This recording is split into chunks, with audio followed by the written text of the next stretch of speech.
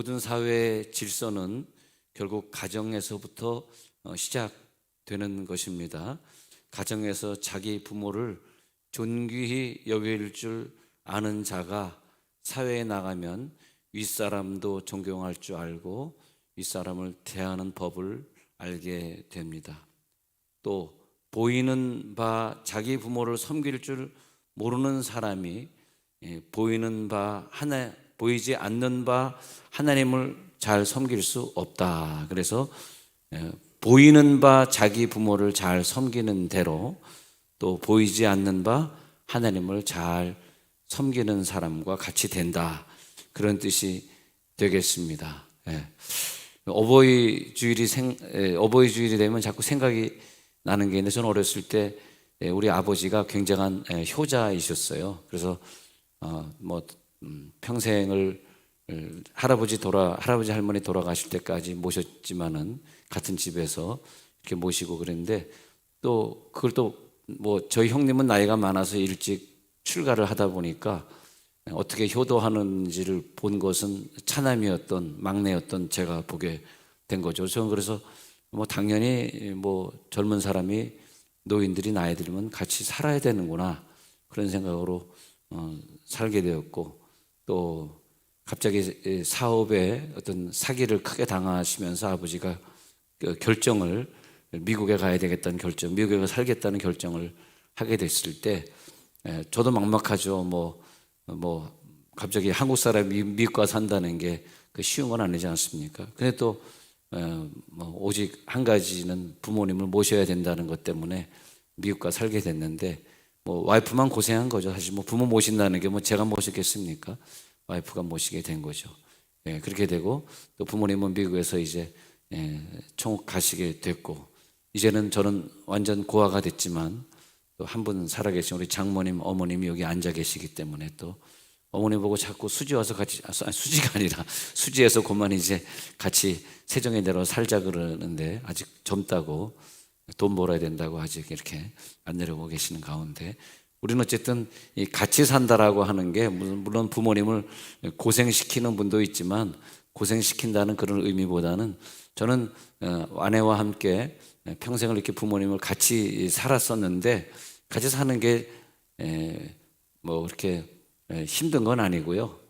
좀 불편한 건 있죠. 어른들 앞에서 뛰어다닐 수 없고 옷을 벗고 다닐 수 없는 그런 것들이 좀 불편하지만은, 그러나 우리가 이렇게 효도를 한다 그런 것은, 그래서 저는 그렇게 생각합니다. 내가 무슨 어버이 주일에 설교할 자격이 있는가 생각해 보면, 저는 그래도 부모님을 모시고 산 사람이다. 할렐루야. 할렐루야? 할렐루야? 부모님을 모시고 산 사람이다. 왜냐하면 저희 아버지에게서 우리 아버지는 항상 부모님에게 잘했던 것 같아요. 물론 이제 할아버지 할머니가 이제 은퇴하신 후에는 아버지가 주로 용돈을 드렸는데, 또 그 용돈 받으면 많은 돈이라기보다는 옛날에 잘 살았을 때는 많이 드렸으니까, 그걸 아버지 동생인 우리 삼촌이 백석교회라는 교회를 늘 목회하셨기 때문에 전부 그 돈 거기다 갖다 바치는 거죠. 그래서 거기 종탑도 세우고 건축할 때 건축 헌금도 내고 늘 그런 걸 옆에서 봤습니다만, 그것도 잘 알죠. 어머니께 드리면 어머니가 다 내 동생 교회에다 갖다 바칠 거다, 이렇게 아는 분이었지만, 그것이 또 효도라고 생각했기 때문에 또 그런 것 같고, 그래서 이 사회의 질서는 하나님이 이 땅에서 우리가 혼자 태어나서 혼자 죽게 만든 것이 아니라 부모님으로부터 그 피를 이어받고 또 자녀를 태어나게 하고, 그런 조직사회로 만들어 놓으신 것은 이 가정의 질서를 통해서 사회의 질서가 확립되도록 그렇게 하신 것이기 때문에, 우리가 어떻게든 효도할 수 있는 그런 가정을 만들어야 되고, 또 효도할 수 있게끔 자녀를 잘 지도를 해야 되고, 특히 부모가 신앙의 모범을 못 보이면 그다음부터 자녀는 부모에게 효도를 할 수가 없습니다. 하고 싶어도 신앙관이 다르면. 그렇기 때문에 우리 교우들 중에서도 이렇게 신방가 보면 끝까지 내가 평생 불교를 믿었는데 내가 이제 무슨 기독교로 가겠느냐, 난 불교 믿다 죽겠다, 그런 분들도 여러 분 만났습니다마는 무슨 문제가 생기냐면 효도의 문제가 생기고 이 자녀들이 손주들이 신앙관이 달라가지고 효도를 안 하게 될 경우에 뭐 부모님을 지옥으로 보내드리는 것도 가슴 아픈 일 중에 최고의 가슴 아픈 일이지만 부모의 효도를 배우지 못한 아이들이 사회에서 또 잘못되기 때문에, 그래서 한 가정이 다 예수를 열심히 잘 믿고 오늘도 이렇게 연로한 어머님 아버님 모시고 앉아 계신 분들 계신데 이렇게 같이 신앙생활 잘하는 게 얼마나 귀한 것이냐. 그래서 좀 여기 계신 남자분들 중에서도 이제 내가 이 정도 사회에 지위가 있는데, 내가 청사에서 뭐 이런 직임이 있는데, 그렇게 생각하시는 분들도 그런 내 뭐 물질이다, 내 뭐 사회의 어떤 위치다, 그런 것보다 우리 자녀들이 신앙생활을 잘하는 아버지를 봤을 때 진정한 효도가 되거든요. 신앙생활을 떠난 효도는 효도가 아니잖아요. 그렇지 않습니까? 믿음이 있는 효도를 잘 하도록 해야 되겠습니다. 우리가 이번 주에 많이 슬프고 괴로우셨던 것은 어버이날 어떤 한강에서 죽은 아이를 어린이날 장례하고 또 어버이날 다시 또 그 아버지가 뭐 기자회견하고 하는 걸 이렇게 보면서, 아니 어린이날 22살짜리 이 젊은 아이를 어떻게 장례를 할까 마음이 아팠습니다. 근데 그것이 어디서 왔는지 아세요? 어디서 비롯됐겠습니까? 서양 사람들은 다른 각도에서 볼지 모르지만 뭐 이렇게 된 것을 누구 뭐 살인하는 사람을 찾고 뭐, 저는 그런 차원보다는 우리가 부모에게 효도해야 되는데, 효도에 뭐가 효도냐? 응? 여러분, 우리 중에 제일 나쁜 친구가 술 먹자는 친구입니다. 여러분, 술 먹자는 친구가 제일 나쁜 놈이에요. 예? 주여, 아주 걔는 죽여야 됩니다. 술 먹자, 아니 죄송합니다. 오늘 이상하게 죽이는 얘기가 많이 나오는데 절대 술 먹자는 친구 따라다니면 안 됩니다. 그것은 그 친구를 죽일 수는 없지만 나를 죽이는 거예요, 나를. 그리고 그런 다음에 술 먹고 집에 들어올 때, 물론 아버지가 술을 먹다 보니까 자식이 따라서 술을 먹는 건 사실입니다. 아버지가 술 안 먹은 아이는 잘 술을 안 먹으려고 그래요. 유전이기 때문에 그것도. 그런데 아버지가 자꾸 술을 먹어서 아들이 술을 먹게 됐겠습니다마는, 그러나 또 아버지가 돼서 70, 80에서 젊은 30, 40대 아들이 직장 다니면서 힘들다고 술 먹고 들어오면 그것처럼 또 마음 아픈 게 없어요. 내가 술을 먹고 있더니 이놈이 또 술을 마시고 들어오는구나.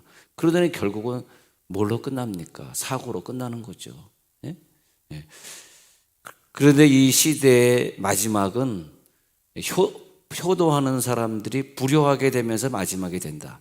가정의 종말이든 한 시대의 종말이든 거기서 보면 다 효도의 문제가 생기고 가정의 문제가 생기는 것입니다. 그래서 우리가 이 국가를 살리기 위해서 우리 국가의 무슨 위정자들을 비판하고 그런 것보다 중요한 것은 내 가정의 내 자녀들이 신앙생활 잘하게 해서 이 가정들이, 신앙생활 잘하는 가정들이 국가의 초석이 되고 기반이 되게 하는 것이 애국이다. 진정한 애국. 애국을 그렇게 부르짖는 분들 그렇게 좀 생각해 주십시오. 뭐가 애국입니까? 그렇지 않습니까? 그래서 미가서 7장 6절에 한번 읽어보면요, 제가 읽어보면 아들이 아버지를, 자 읽어봅시다. 시작. 아들이 아버지를 멸시하며 딸이 어머니를 대적하며 며느리가 시어머니를 대적하리니 사람의 원수가 곧 자기의 집안 사람이로다.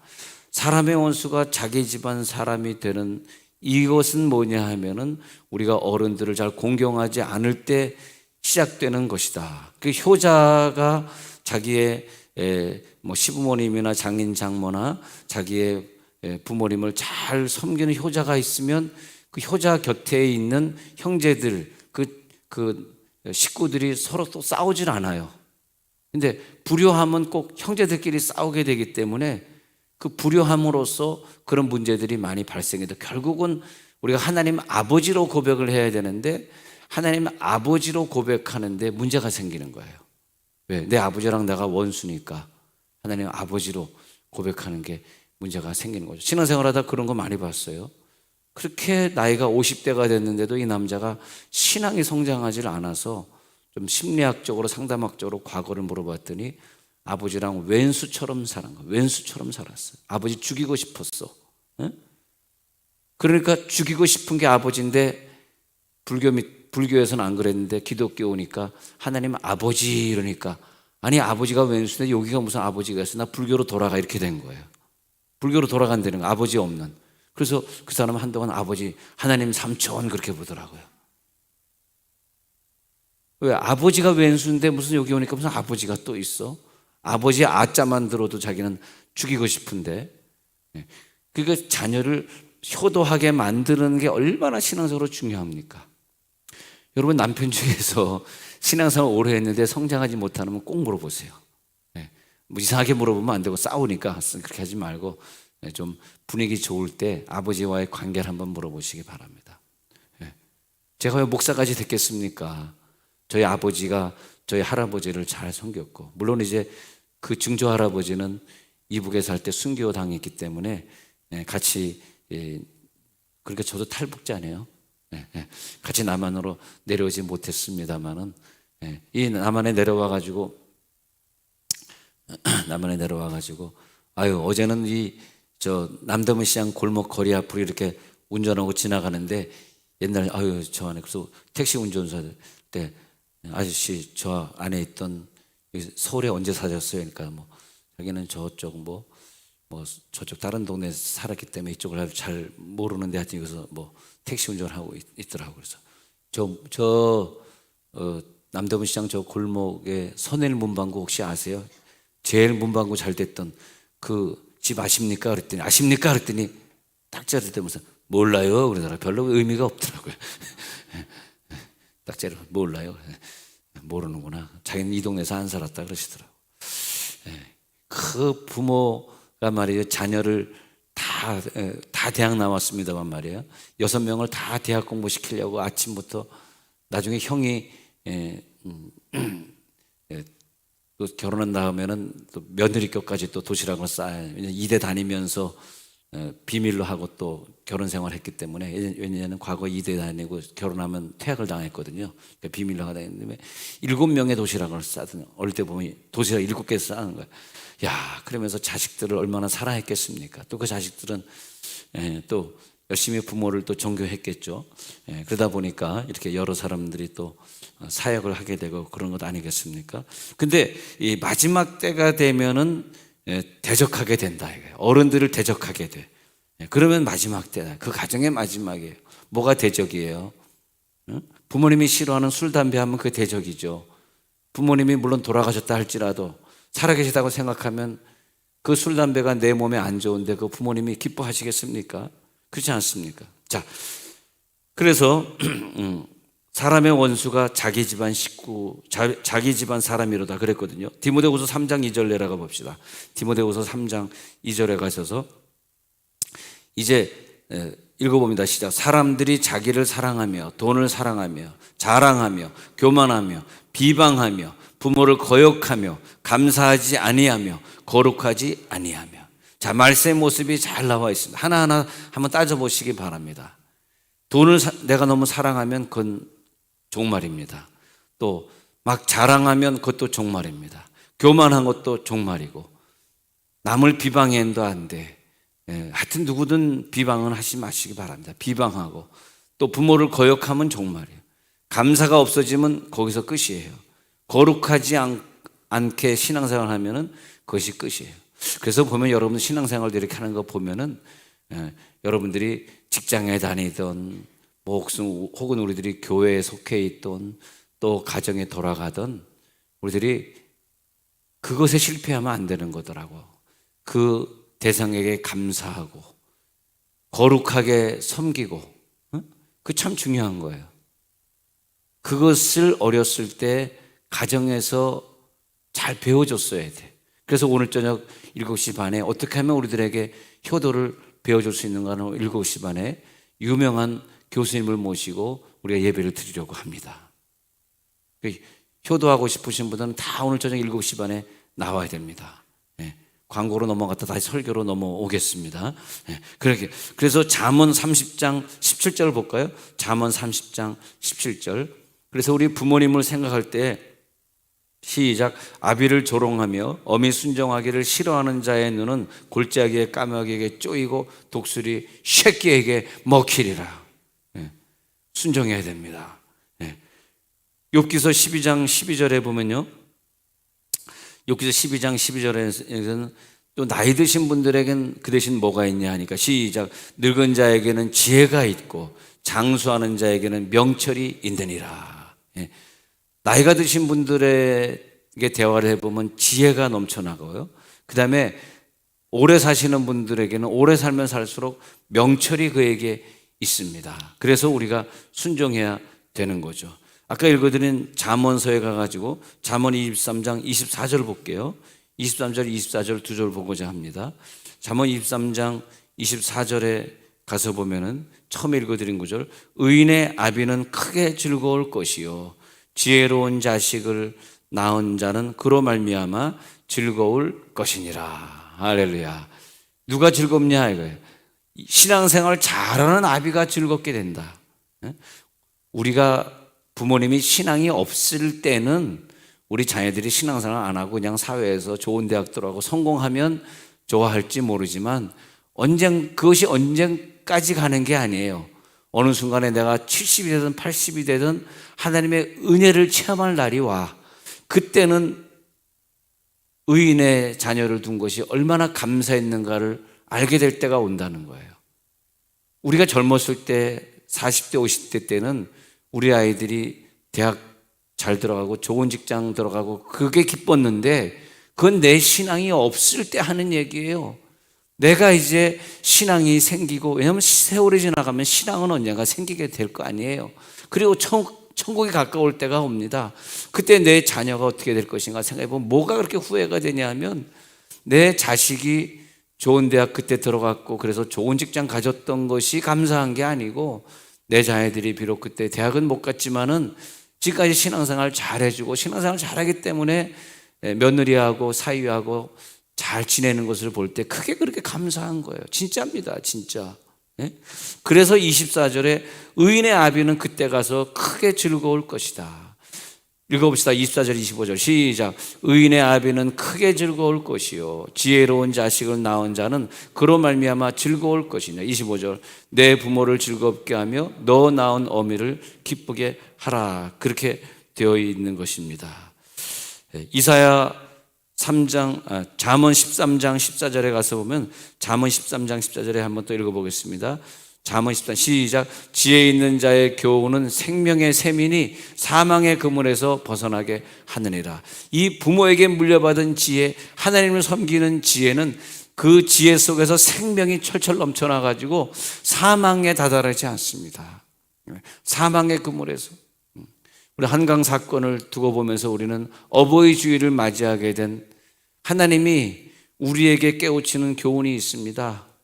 왜 한강의 살인사건 이후에, 살인사건인지 죄송합니다. 살인사건은 모르겠고 한강에서 빠져 죽은 이 사건 이후에 우리의 모든 한국교회는 어버이 주일을 맞이하게 되었나. 슬픈 사건이 있었습니다. 근데 지혜가 어디서 나오냐 이거예요. 지혜가 어느 때가 되면은 디모데후서 4장 3절에 부모의 교훈을 받지 않은 때가 옵니다. 디모데후서 4장 3절 시작. 때가 이르리니 사람이 바른 교훈을 받지 아니하며 귀가 가려워서 자기의 사역을 따를 스승을 많이 두고, 바로 이런 불효를 하게 되는 거. 그래서 자기의 사람을 따르는 그 미혹에 빠지게 되는 거죠. 자기 사역을 따르는 친구들이 더 좋은 거예요. 그게 자기 스승이 되는 거예요. 그러나 잠언 4장 1절에 가서 보니까 이런 말씀이, 잠언 4장 1절도 아버지의 훈계인데 시작. 아들들아 아비의 훈계를 들으며 명철을 얻기에 주의하라. 아비들아 아버지의 훈계를 꼭 듣고 명철을 얻게 주의하라. 그 다음에 4장 13절에 쭉 내려가서 보면은 잠언 4장 13절에 그걸 굳게 잡으라 그렇게 말하고 있어요. 시작. 훈계를 굳게 잡아 놓치지 말고 지키라. 이것이 내 생명인지라. 하나님 우리들에게 생명을 언제 주냐? 부모에게 받은 신앙의 훈계입니다. 잘못된 훈계가 세상적 훈계가 아니고요. 그 신앙의 훈계, 뭐 지금 잠언을 쓰면서 이 잠언에서 세상의 훈계를 말하겠습니까? 신앙의 훈계, 하나님 섬기는 훈계를 말하는 거예요. 말씀 읽는 지혜, 예배 참석하는 훈계, 너 예배 빠지면 안 돼. 오늘 주일 저녁에 효도에 대해서 가르쳐 준대. 7시 반에 꼭 나와야 돼. 이런 훈계를 하려는 거예요, 자녀들에게. 그 훈계를 굳게 잡아 놓치지 말고 굳게 지키라는 거예요. 그리고 그것이 너에게 생명이 시작될 것이라는 거예요. 잠언 5장 12절에서는 또 말합니다. 잠언 5장 12절에 보면은 이 시작 말하기를 내가 어찌하여 훈계를 싫어하며 내 마음이 꾸지람을 가벼이 여기고 그래.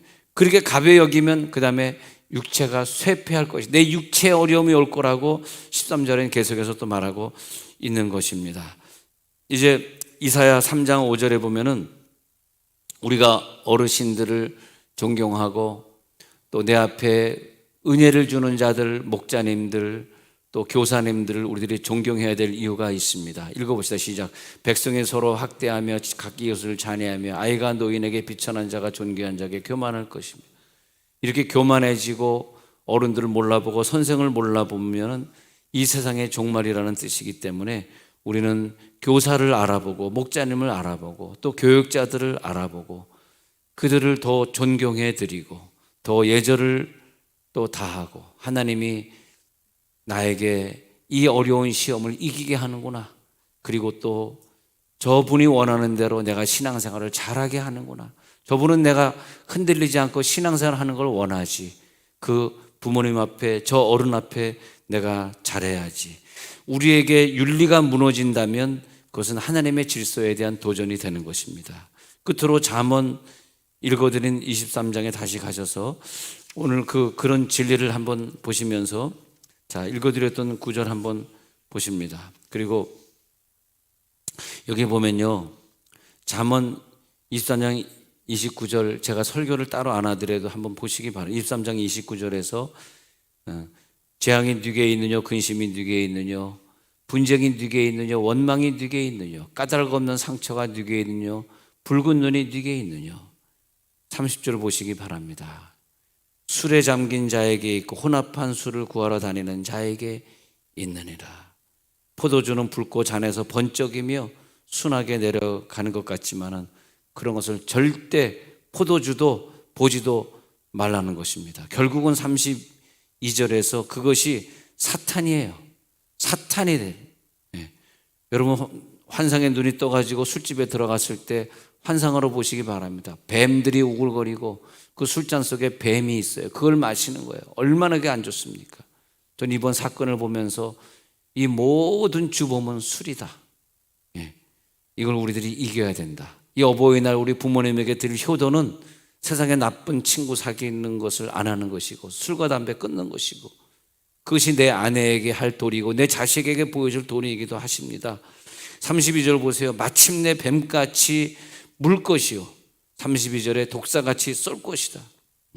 그리고 33절에 보시면 눈에는 괴이한 것이 보여 네 마음은 구부러진 말을 하게 돼. 예. 그리고 바다 가운데 누운 자 같을 것. 전 이 성경 읽으면서 깜짝 놀랐습니다. 바다 가운데 물 가운데 누운 자처럼 되는구나. 돛대 위에 누운 자처럼 돼. 예? 사람이 나를 때려도 아프지 않아. 사람이 나를 때려도 아픈 걸 몰라. 나를 상하게 해도 감각이 없어. 하나님 감사합니다.